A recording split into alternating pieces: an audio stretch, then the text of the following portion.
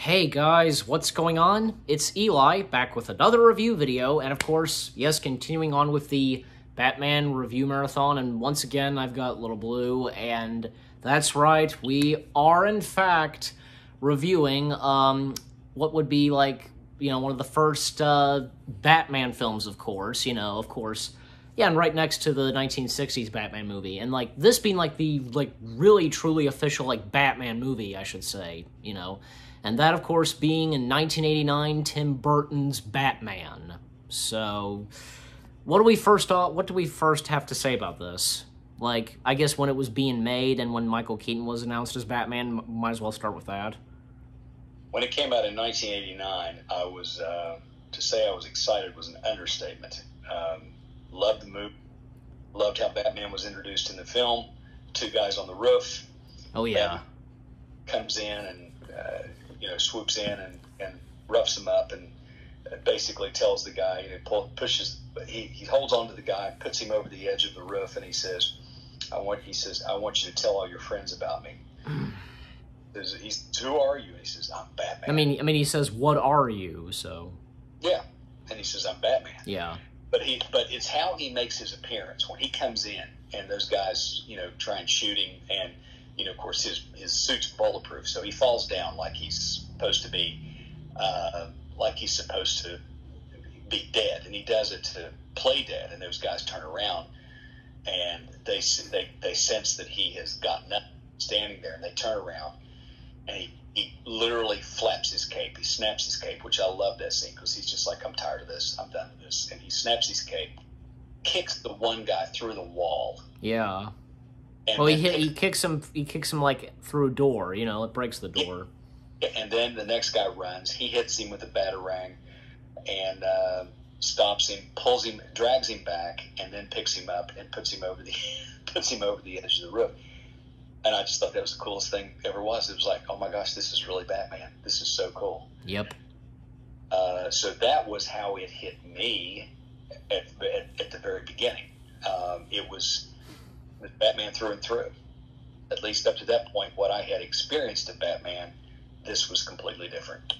Oh yes, and that whole thing where, before the movie was released, everybody flipped out over Michael Keaton's casting.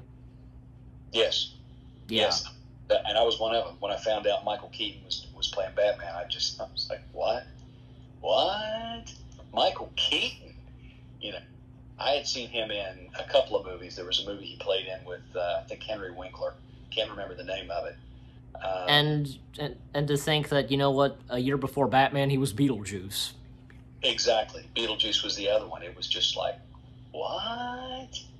Well, how is this? What? I couldn't wrap my brain around it. But then when I saw him, different story. Oh, yes. Oh, yes. Yep. So, there's that, and of course, also, trying to remember, oh yeah, because we also had the appearance of Harvey Dent, and Billy D. Williams was Harvey Dent. Exactly. Yeah, and this predates before Harvey Dent became Two-Face, so... It did. Yep. And also, Jack Nicholson as Jack Napier, but then to Joker. Mm-hmm. Yeah, the Joker was... The Joker, Jack Nicholson as the Joker, was absolutely an extension of Jack Torrance from... It was phenomenal. And while he was over the top, the Joker was supposed to be over the top. Yeah. That's his personality. That's his persona. That's who he is. And he did a fantastic job. Mm-hmm. Yes. And, even I kind of read some of this, Jack Nicholson had, read the comics, and, Joker was one of his favorite characters, so... Sure. Also, Vicky Vale and What's-Her-Face, Kim, do you remember the last name? What now? Kim Basinger, who played Vicky Vale. Yeah. The actor who played the reporter, can't recall his name. He was a writing partner, Crystal. Yep. He was good. He was good in it, but Vicky Vale sort of carried it as the leading lady. Yeah. The storyline was good. There were a couple of things I didn't really. I think it was pretty dark. I thought there was overuse of Prince music in it. I was a Prince fan. I always liked Prince's music, but it just felt like it was a little over the top on Prince music, I thought. Like the songs, of course, Yes, but the orchestration, the soundtrack, Danny Elfman. Yeah, Danny Elfman's composition was just extraordinary. Yes. And the Batman theme was just amazing. And like people would say, even I'd say so too, like it's the ultimate Batman theme. Mm-hmm. Yeah. Yep, it is. It is. And here's another thing on the Prince songs. It almost makes like the Batman, the Batman film, a bit outdated. I agree. I agree. But I guess with that universe, of Batman, it's like, it's Batman '89 or something. So something like that. But the songs were good. Like there was Party Man and Trust that were heard. I like Party Man the most. And also, we find out, because, as Bruce Wayne is processing and learning, like Joker / Jack Napier, and he has a flashback, and then he realizes that Jack Napier was his parents' killer. Exactly. And that, to me, was a pivotal moment in that movie, because that's when he realized who he was, and then it became more personal for Bruce Wayne. And Batman. Yeah. Even when, like, say, Vicky Vale is close to finding out that Bruce Wayne is Batman, of course she does. Mm-hmm. And why, because why he's doing this, and it's something that Bruce Wayne has to do, Exactly. Yeah. And, like, even, like, say, Bruce Wayne, like, he had problems that, he was Batman, so... Right. Yep. And also, the Batmobile in this film... The Batmobile in this film I thought was a great next generation Batmobile. Yes. Reimagined from the original. As much as I talk about the original from the 60s series and the 60s Batman movie. Yeah. An exquisite car to look at. The Adam West Batmobile, as people would call it. Beautiful car. You have to think that Batman and Robin probably couldn't do too well in a downpour of rain or a snowstorm. Because that car was completely open. There was no roof on it at all. Oh, yes. Now, one might imagine that Batman could press a button and a bubble would come over the top, and would be nice. But the way it was always seen, it was always open. And in the Tim Burton Batmobile was closed. It was like a cockpit. I mean, it was very much the beginning of how the Batmobile was imagined, in terms of being completely enveloping the Batman and Robin, and keeping them safe. It had to be bulletproof. It had to be practically bomb-proof, and would keep them safe inside. Whereas the '60s Batmobile was more. It was more vulnerable for Batman and Robin, but that show was never serious. It was never that serious in terms of the kind of dangers that they faced. These movies did, and it had very real danger in it that they faced. So to have that enclosed Batmobile was essential for the storyline. Mm-hmm. Yep, that's right. And also, if you notice, because when Bruce Wayne / Batman and Joker would come face to face, like the first time it's when Bruce Wayne was a kid and Jack killed his parents. The second time they meet is when it's Bruce Wayne and Joker. Then the third time it's Batman and Joker. So if you notice the details. Yes. Yep. Yes. And some of the quotes, most notably, of course, from Batman, of course, "I'm Batman." I read that Michael Keaton improvised that line.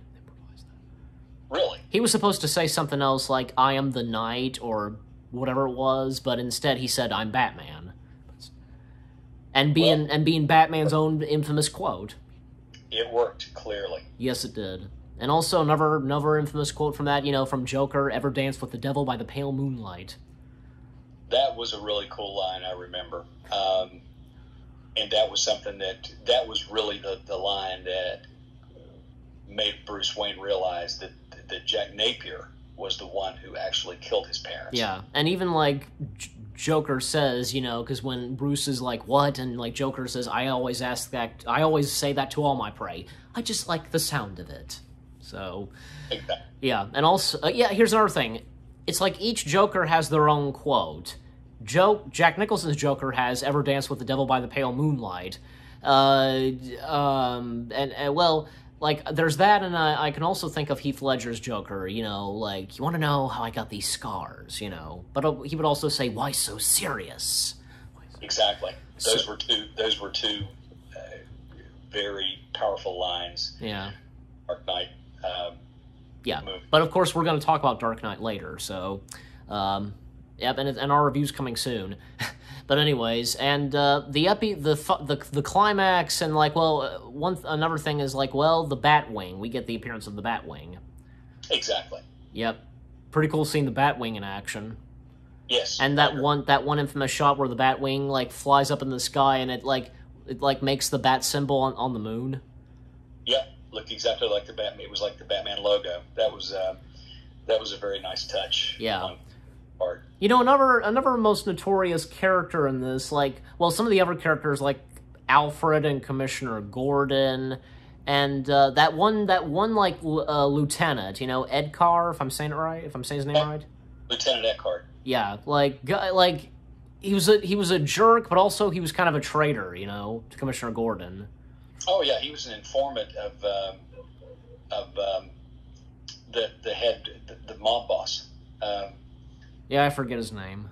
Jack Palance. That was played by Jack Palance. There were, think about it. There were some big names in this movie. Yeah. And there was also, like, I guess Joker's woman. I think it was Alicia. I want to say Alicia. That Yes. blonde chick. I feel like this predates Harley Quinn almost. I know it does. And what's that now?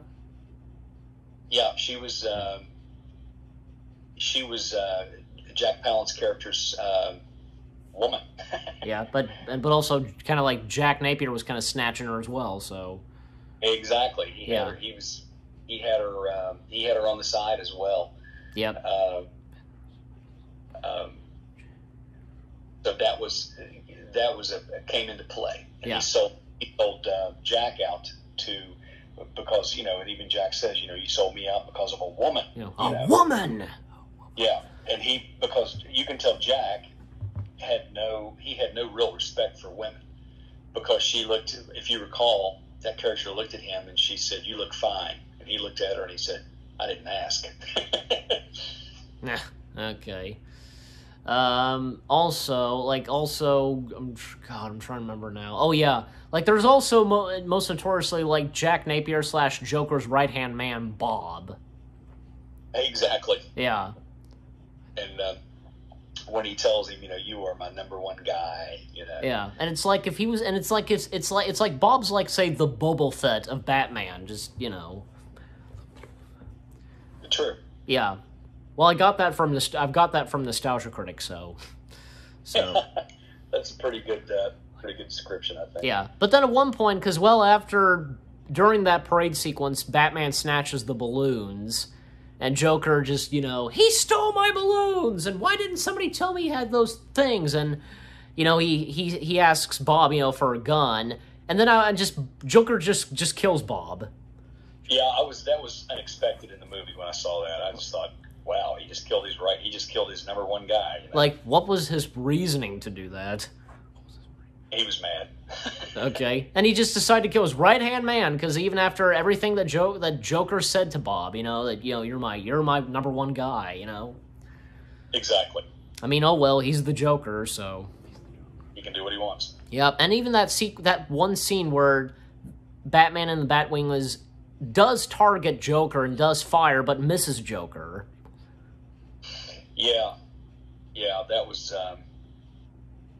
pretty gutsy move on the Joker's part. Yeah, and then Joker whips out a long gun and takes down the Batwing. Yeah, which really shocked me that he had that long pistol and took it down with one shot. You know. Yep. And then, of course, and then also, well, Joker and Vicky Vale up at the Gotham Church, and the final climax, and even say Death to Waltz, and those couple of Joker's henchmen karate fighters, and Batman taking them down and such, and even when Batman confronting Joker and you killed my parents, I made you made me first, and and even when Joker earlier says you made me, remember you dropped me in that bag of chemicals. Yeah, he says I tried. He says don't think I didn't try. Yeah, and Batman says I know you did. Yeah, it was funny. And up to when, well, because Joker grabbed them and they're hanging on the ledge, and then the Joker copter, pretty much I assume it's called, and when Batman launches, hit the grappling gun, around Joker's leg to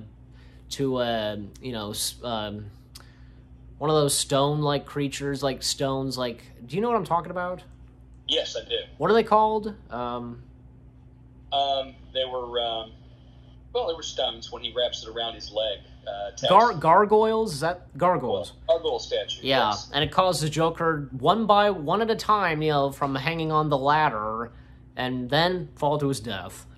Exactly. Yeah, and technically, Joker gets the last laugh, because from this laughing device, Mm-hmm. And then the epilogue, because the bat signal is there, and and Alfred, picking up Vicky Vale because a late date, for her and Bruce Wayne. And here's another thing: what did we think of the Alfred and Commissioner Gordon, some of those characters in this film? I thought Commissioner Gordon was well done. The casting was good. And Michael Goff as Alfred. Right, who played Alfred in every Batman movie after that, up until the Dark Knight series. Yep, because up to when, well, Michael Caine then took on the role of Alfred. Exactly. Yep, so, yeah, and what's that now? I thought that was perfect casting in itself. Yep. And that one epic final shot, Batman's looking up and seeing the bat signal and such, and yeah, but is there anything else we want to say on Batman? Any last words on it, I thought it was, as typical Tim Burton style. It was a dark movie. Yeah. It was a very dark movie, but that's Tim Burton style of shooting. He, I'm not sure exactly how he determines or how he shoots, what stuff he shoots in, or how he's cameras, but it is definitely a unique style. All of his films are dark. Yes. Appearance. Yep. And that's when a couple years later, well, Tim Burton and Michael Keaton would return to, to doing Batman Returns, and this is where Warner Bros. Just let Burton have free control, just, and with Warner Bros. Not interfering, I should say. What's that now? I said exactly. Yeah, and that's right, because later this week I'll be reviewing Batman Returns, and yeah, it's just gonna be me. But do you have any quick things to say on Batman Returns? Batman Returns was a good follow-up movie. Yeah, I've seen it again recently. There were things that stuck out in my mind that I had forgotten about. There were some really good performances in that movie. Oh yeah, being one. And of course, Michael Keaton reprising his role as the Batman, Michelle Pfeiffer as Catwoman. There were roles, and of course, Danny DeVito as the Penguin. Good, yeah, and still that thing that you didn't like, that just the Penguins with missiles to their backs. The Penguins marching out with missiles strapped to their backs. Yeah, that's when it lost me. I said, okay, we've gone way over the edge. Now we're back. We're comic book land. So yeah. And what about, like, say that part where Batman, he does the disc, like, rapping, you know? Although he's really technically not, you know? yeah, that was didn't care for that either, because that's, first of all, that's technically impossible. Well, I mean, the technology that Bruce Wayne has, for one thing, and, well, he did that in replaying, you know, what Penguin was saying. Right, but he was also using a DVD player that had the Batman logo on it that looked like. I don't think. No, I don't even. Well, even in the 1990s, DVDs didn't even exist yet. Well, CDs, we'll say. Yeah, so there's that. Yeah. But I think that about does it for our review of Batman and what Little Blue had to quickly say on Batman Returns. And how do we rate Batman? I would definitely rate it out of 5 stars. I'll give it 4.5. Okay. Well, I'm giving this a 10 out of 10, so there's that. So that's that, and Little Blue will be back later. This time he'll be joining me reviewing the Dark Knight trilogy, so have that to look forward to. So for right now, like, I'll be reviewing Tim Burton's Batman Returns and the other Batman films that would come after, and up until the Dark Knight trilogy, which, you know, Little Blue and I will both be doing, and we'll have a special guest as well. So have those to look forward to. So any last words? Must be off. He says that for me. We hope you enjoyed our review of Tim Burton's Batman in 1989. More reviews coming your way. They're going to be awesome. Keep looking forward. And of course, the Batman review marathon is still to continue, and we'll see you guys in the next video/review. Take care, and peace out.